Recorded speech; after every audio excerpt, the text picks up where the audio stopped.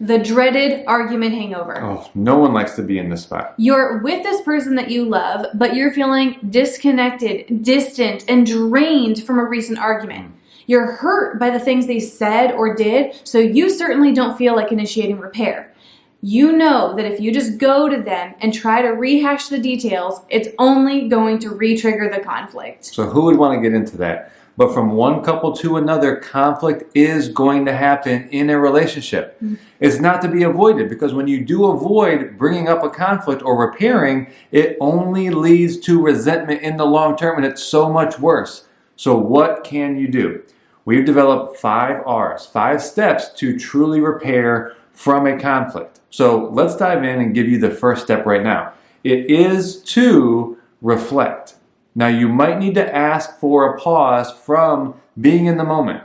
But when you get that pause, you're going to say when you come back to it, by the way, you need to reflect on what was the true source of this conflict. And it's not probably about what you were talking about.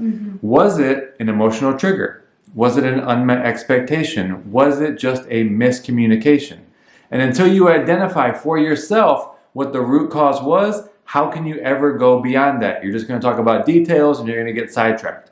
So after many years of coaching hundreds of couples and leading over 50 in-person events and publishing 2 books, we developed the 5 R steps to truly repair after an argument. You can actually gain these 5 steps in our free web class. All you have to do is pick a time that works for you, sit down, and you can actually reconnect and repair and put an end to the argument hangover for good.